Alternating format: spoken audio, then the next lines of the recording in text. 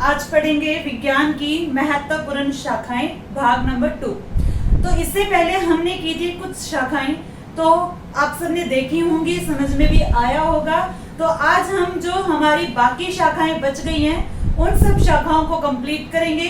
तो देखिए स्टार्ट करते हैं 38 नंबर से। तो हमने पिछले लेक्चर में बात की थी, सबसे पहले हमने पढ़े थे कि कल्चर, कौन से कल्चर में किसका अध्ययन होता है। उसके बाद हमने लिया था कि मानव शरीर से संबंधित विभिन्न अंगों का अध्ययन, और उसके बाद हमने ये भी लिया कि किस तरीके से एक जीव का निर्माण हुआ, और जीवों के साथ जीव का जब निर्माण होता है तो कौन से लेवल पे कौन सी शाखा उसके साथ कनेक्ट होती है। आज हम उसके बाद हमने स्टार्ट किया था कि जो विभिन्न छोटे छोटे कीट पतंगे हैं, यानी कि जीवों के अध्ययन से संबंधित शाखाएं। तो आज आगे देखिए उसी से रिलेटेड है इक्थियोलॉजी। तो इक्थियोलॉजी में अध्ययन किसका होगा? मछलियों का। और मछलियों के लिए हमने एक शाखा और की थी जिसे हम बोलते हैं पिसिकल्चर। तो पिसिकल्चर हो या फिर हो इक्थियोलॉजी, दोनों में ही किसका अध्ययन होगा? मछलियों का अध्ययन।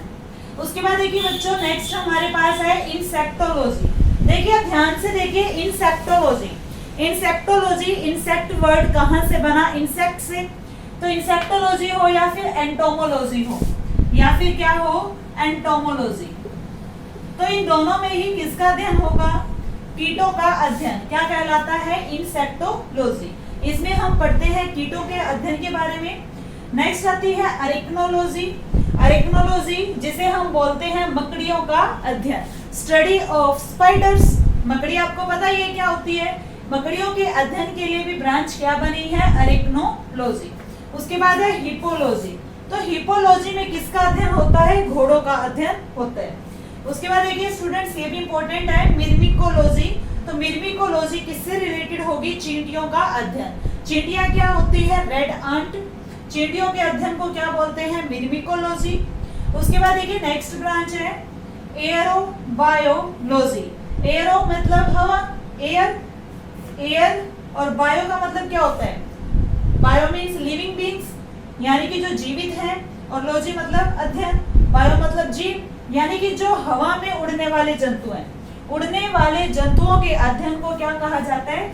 एयरोबायोलॉजी। इसी टाइप से देखिए नेक्स्ट ब्रांच है हमारे पास लाइकेनोलॉजी। अब देखिए बच्चों, ये नाम से ही है लाइकेनोलॉजी।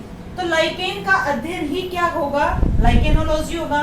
तो लाइकेन क्या चीज थी? आपको पहले भी बता रखा है मैंने बायो में कि जो लाइकेन होता है बच्चों, ये एक प्लांट होता है, एक पौधा होता है जो कि सहजीवी संबंध का अच्छा उदाहरण है। लाइकेन कौन से संबंध का अच्छा उदाहरण होता है? सहजीवी संबंध का, जिसे हम इंग्लिश में बोलते हैं सिम्बायोसिस। यानी कि सह मतलब एक साथ, जीवी का मतलब जीवन यापन करना। सहजीवी में क्या होता है कि दो जीव एक साथ रहते हैं, दोनों ही एक दूसरे के लिए क्या होते हैं? फायदेमंद। तो बात ये बनती है कि जो लाइकेन है ये किससे मिलकर बना है? तो लाइकेन मिलकर बना है एल्गी। एल्गी होती है काई, प्लस में फंजाई। एल्गी प्लस फंजाई यानी कि शैवाल प्लस में फफूंदी से मिलकर तैयार होता है लाइकेन। तो लाइकेन बच्चों काफी इंपॉर्टेंट है, और लाइकेन के अध्ययन के लिए ही ब्रांच क्या बना दी है? लाइकेनो। देखिए तो बच्चों नेक्स्ट हमारी ब्रांच रहेगी एनाटॉमी। एनाटॉमी क्या होता है कि किसी भी जीव की या प्लांट की जब हम क्या करते हैं? आंतरिक भागों का अध्ययन करते हैं, तो उसे क्या कहा जाता है? एनाटॉमी। इसी टाइप से नेक्स्ट है हमारे पास मॉर्फोलॉजी। मॉर्फो का मीनिंग होता है बाहरी रूप, यानी भी जब हम जीवों की बाहरी संरचना का अध्ययन करते हैं तो उसे कहा जाता है मॉर्फोलॉजी, और जब हम उसके अंदर की पार्टों का अध्ययन करते हैं तो उसे क्या कहा जाता है? एनाटॉमी। नेक्स्ट देखिए हमारे पास है एंजियोलॉजी। तो एंजियोलॉजी में किसका अध्ययन होगा? रक्त परिसंचरण तंत्र का अध्ययन।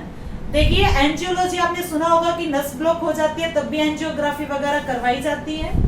उसके बाद ब्रांच आती है हेमेटोलॉजी। इंग्लिश में हेमेटोलॉजी स्टेप से राइट करेंगे। अब देखिए हेमेटो यानी कि रक्त का अध्ययन। अब हेमेटो और रक्त का कनेक्शन कैसे हुआ? हमें पता है कि रक्त में क्या होता है? Hb। Hb क्या होता है? हीमोग्लोबिन। तो हीमो से उठाकर क्या बना दिया? हेमेटोलॉजी, रक्त का अध्ययन। उसके बाद नेक्स्ट आता है हमारे पास इम्यूनोलॉजी। इम्यूनोलॉजी क्या होता है आपको पता होगा कि हमारे शरीर का क्या होता है, इम्यून सिस्टम होता है, जिससे कि हम रोगों के विरुद्ध अगेंस्ट लड़ पाते हैं। तो रोगों से लड़ने की प्रतिरोधक क्षमता का अध्ययन क्या कहलाता है, इम्यून सिस्टम या इम्यूनोलॉजी। अगर किसी का इम्यून सिस्टम अच्छा है तो वो कम बीमार पड़ते हैं, और अगर किसी का इम्यून सिस्टम क्या होता है, वीक होता है, तो वो जल्दी बीमार पड़ जाते हैं। तो उसके बाद देखिए नेक्स्ट ब्रांच है हमारे पास कैरियोलॉजी। कैरियोलॉजी, कैरियो का मीनिंग होता है न्यूक्लियस, तो इसमें किसका अध्ययन होगा, केंद्रक का। अब केंद्रक कहाँ पर होता है, कोशिका के अंदर होता है केंद्रक। केंद्रक का अध्ययन क्या होगा, कैरियोलॉजी। नेक्स्ट ब्रांच देखिए ओंकोलॉजी। ओंकोलॉजी में किसका अध्ययन होता है, कैंसर का अध्ययन। ओंकोलॉजी में किसका अध्ययन करेंगे, कैंसर का अध्ययन करेंगे। नेक्स्ट ब्रांच हमारे पास है गायनेकोलॉजी। तो गायनेकोलॉजी में क्या होता है, स्त्री रोग विशेषज्ञ होते हैं, ठीक है। उसके बाद देखिए नेक्स्ट ब्रांच है टैक्सोनॉमी। तो टैक्सोनॉमी में हम क्या करेंगे, जो पादप होते हैं, प्लांट का क्या है, वर्गीकरण का अध्ययन। प्लांट को भागों में बांटा जाता है, श्रब, ज्यादा छोटे हो तो घास बोलते हैं, बीज के पौधे हो तो झाड़ी बोलते हैं, ज्यादा हाइट पर प्लांट जाए तो उसे क्या बोलते हैं, पेड़ बोलते हैं। इसी टाइप से नेक्स्ट ब्रांच देखिए न्यूमेस्टिक। न्यूमेस्टिक में हम किसका अध्ययन करेंगे, सिक्कों का अध्ययन। तो ये थी कुछ ब्रांच है। अभी नेक्स्ट देखिए, नेक्स्ट भी हमारी ब्रांच क्या है, नेक्स्ट शाखा है हमारे पास पैथोलॉजी। तो पैथोलॉजी में क्या होगा, आपने देखा होगा हॉस्पिटल्स के आगे पैथो लैबोरेटरी लिखा होता है। तो पैथोलॉजी में अध्ययन किया जाता है रोगों का। तो ध्यान रखेंगे आप, पैथोलॉजी रिलेटेड है रोगों के अध्ययन से, यानी कि study of disease. Next branch की बात करें बच्चों, एंथ्रोपोलॉजी। एंथ्रोपोलॉजी क्या होता है, इसमें हम मानव जाति के विकास का अध्ययन करते हैं कि जो ह्यूमन रेस है वो किस तरीके से आगे बढ़ रही है। उसके बाद देखिए एंथ्रोलॉजी। अब एंथ्रोलॉजी क्या होगा, फूलों का अध्ययन। अब ये एंथर और फूल कैसे कनेक्ट हुए, हम पढ़ेंगे फूल के भाग। तो फूल के भाग में जो पुंकेसर होता है, मेल पार्ट, उसे इंग्लिश में कहा जाता है एंथर। तो एंथर से ही क्या बना दिया, एंथ्रोलॉजी, जिसमें हम पढ़ेंगे फूलों का अध्ययन। उसके बाद नेक्स्ट है हमारे पास ब्रांच स्पर्मोलॉजी। तो स्पर्मोलॉजी में अध्ययन किसका होगा, बीजों का। तो बीजों के अध्ययन को क्या कहा जाता है, स्पर्मोलॉजी। उसके बाद देखिए नेक्स्ट ब्रांच है पोलिनोलॉजी। तो पोलिनोलॉजी में अध्ययन होता है परागकणों का। अब ये परागकण क्या होते हैं, देखिए अगर बात करें फूल की, तो फूल का जो मेल पार्ट होता है, नर पार्ट होता है, उसे हम बोलते हैं पुंकेसर, और पुंकेसर में ऊपर होता है परागकोश, जिसे बोलते हैं एंथर। एंथर में बनते हैं परागकण, जो कि क्या है, परागकण की प्रक्रिया को किया जाता है। तो परागकण क्या होते हैं बच्चों, जो एक फूल से दूसरे फूल में ट्रांसफर होते हैं। तो परागकणों का अध्ययन कहाँ पर होगा, पोलिनोलॉजी में। नेक्स्ट ब्रांच है हमारे पास पोमोलॉजी। पोमोलॉजी में अध्ययन होता है फलों का। तो फलों का अध्ययन किससे जुड़ा हुआ है, पोमो से। उसके बाद देखिए नेक्स्ट है एग्रोस्ट्रोलॉजी। एग्रीकल्चर से मिलता जुलता है एग्रोस्ट्रोलॉजी। इसमें अध्ययन किसका होगा, घासों का। घासों के अध्ययन को क्या कहा जाएगा, एग्रोस्ट्रोलॉजी। उसके बाद देखिए नेक्स्ट है पैलिएंटोलॉजी। बहुत इंपॉर्टेंट ब्रांच है ये पैलिएंटोलॉजी। पैलिएंटोलॉजी में जीवाश्मों का अध्ययन किया जाता है, यानी कि स्टडी ऑफ फॉसिल फ्यूल्स।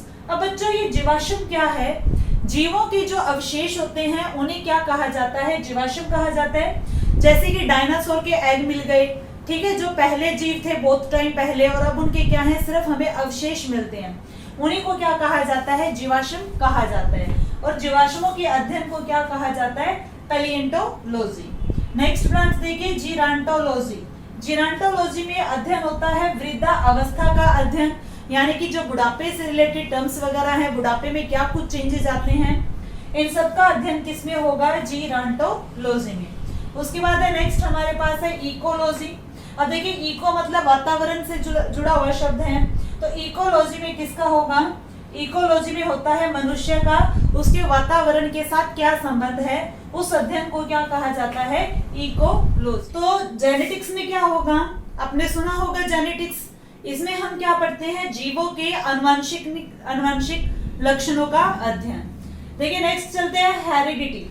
अब हेरिडिटी क्या होता है बच्चों, हेरिडिटी में हम पढ़ते हैं कि जो पैतृक लक्षण है, पैतृक लक्षण का मतलब है कि जो माता पिता के कैरेक्टर हैं वो बच्चों में किस तरीके से आए, ये सब क्या होता है, हेरिडिटी। तो नेक्स्ट है हमारे पास डेमोग्राफी। तो डेमोग्राफी बच्चों ये जनसंख्या से रिलेटेड है, इसमें जनसंख्या का अध्ययन किया जाता है। आपको पता है कि आजकल डे बाय डे रोज क्या हो रही है, जनसंख्या बढ़ती ही जा रही है, उसे क्या बोला जाएगा, डेमोग्राफी। उसके बाद चलते हैं लिम्नोलॉजी, जो कि एग्जाम में आई हुई है, काफी इंपॉर्टेंट ब्रांच है। तो लिम्नोलॉजी में किसका अध्ययन होगा, तालाबों का, झीलों का, नदियों का। तालाब होते हैं पॉन्ड, नदियां होती है रिवर, और झीलों को क्या बोलेंगे, लेक्स। इन सब की स्टडी क्या होती है, लिम्नोलॉजी। उसके बाद है डेंड्रोलॉजी। तो डेंड्रो मतलब झाड़ी, इसमें हम झाड़ियों का अध्ययन करते हैं डेंड्रोलॉजी में। उसके बाद है पेट्रोलॉजी। अब देखिए पेट्रो से वैसे तो लग रहा होगा आपको कि पेट्रोल बनता है, बट पेट्रोलॉजी में पढ़ा जाता है चट्टानों के बारे में। चट्टान यानी कि चट्टानों का अध्ययन कितने साल पुरानी है, कितनी गहराई तक थी, ये सब क्या है, कहलाता है पेट्रोलॉजी। नेक्स्ट ब्रांच है बच्चों फोटोलॉजी। अब फोटोलॉजी क्या होती है, देखिए फोटोलॉजी संबंधित है प्रकाश से। किस तरीके से रिलेशन हुआ, फोटो का मतलब क्या होता है, लाइट, और लाइट में यानी प्रकाश में होते हैं छोटे छोटे कण, जिन्हें क्या कहा जाता है, फोटोन। तो फोटोन से उठाकर क्या बनाया गया, फोटोलॉजी। फोटोलॉजी यानी कि प्रकाश का अध्ययन। उसके बाद है नेक्स्ट है हमारे पास कॉस्मोलॉजी। कॉस्मोलॉजी होता है हमारा यूनिवर्स, यूनिवर्स बोल दो या कॉस्मोस बोल दो। तो कॉस्मोलॉजी में ब्रह्मांड का अध्ययन किया जाता है। नेक्स्ट है हमारे पास एस्ट्रोनॉमी।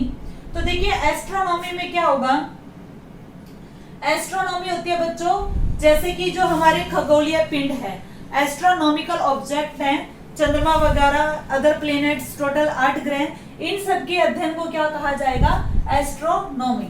उसके बाद आती है एस्ट्रोलॉजी। एस्ट्रोलॉजी में हम पढ़ते हैं ग्रहों के बारे में, और जो नक्षत्र वगैरह है इन सब का क्या प्रभाव है, इसे क्या बोला जाएगा, एस्ट्रोलॉजी। तो देखिए हमने 75 ब्रांच कर ली है, और अभी हम और भी करेंगे। तो कोशिश करेंगे कि सारी जो मेन ब्रांच है वो सारी आपकी इस लेक्चर में कवर हो जाए। तो नेक्स्ट शाखा पे आते हैं जो कि हमारी है एयरोलॉजी। एयरोलॉजी होता है वायु का अध्ययन।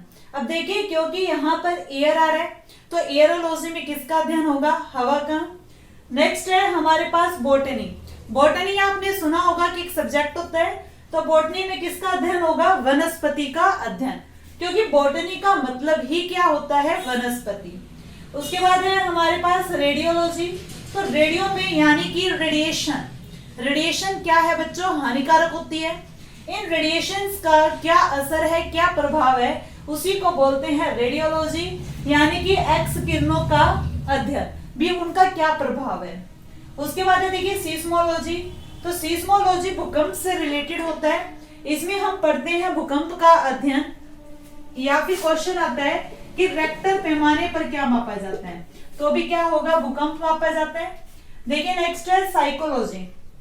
सुना होगा ना आपने कि ये तो साइकी है, साइकोलॉजी एक सब्जेक्ट भी होता है, एब्स्ट्रैक्ट वगैरह में आता है साइकोलॉजी। तो साइकोलॉजी होता है मनोविज्ञान का अध्ययन। नेक्स्ट है बच्चों सेलेनोलॉजी। सेलेनोलॉजी होता है चंद्रमा से रिलेटेड, तो चंद्रमा के अध्ययन को क्या कहा जाएगा, सेलेनोलॉजी। उसके बाद है जियोलॉजी। जियो का मीनिंग होता है अर्थ, जियो मीन्स पृथ्वी, तो पृथ्वी के अध्ययन को क्या बोलेंगे, जियोलॉजी। इसी टाइप से बच्चों पायरोलॉजी है जो कि काफी इंपॉर्टेंट है। पायरोलॉजी, पायरोलॉजी का कई बार नाम क्या आता है, पायरोजेनिक्स के नाम से आती है। हरियाणा पुलिस के एग्जाम में एक बार पूछा गया कि पायरोजेनिक्स क्या होता है, तो पायरोजेनिक्स हो या फिर पायरोलॉजी हो, बात एक ही है। पायरोलॉजी में अध्ययन होता है अधिक तापमान का। इसी टाइप से नेक्स्ट है क्रायोलॉजी। तो क्रायोलॉजी को भी आप दूसरा नाम बोल सकते हो, क्रायोजेनिक्स। तो क्रायोलॉजी या क्रायोजेनिक्स में अध्ययन होता है कम तापमान का। नेक्स्ट है हमारे पास हाइड्रोलॉजी। हाइड्रोलॉजी, हाइड्रो मतलब पानी, तो हाइड्रोलॉजी में अध्ययन होगा पानी का। तो देखिए हमने टोटल ब्रांच कर ली है 85, तो पूरी कोशिश रही है कि सभी जो हमारी इंपॉर्टेंट ब्रांच है वो हमारी सारी कवर हो जाए according to examination point of view. तो देखिए बच्चों आप दोनों ही लेक्चर्स को अच्छे से देखिए। इससे पहले हमने बनाया था भाग 1 जिसमें विज्ञान की महत्वपूर्ण शाखाएं थी, कुछ आपको इस लेक्चर में देखने को मिलेंगी। तो दोनों लेक्चर को आप अच्छे से देखिए। अगर आपका कोई डाउट है तो वो कमेंट सेक्शन में जरूर लिखिए। Thank you.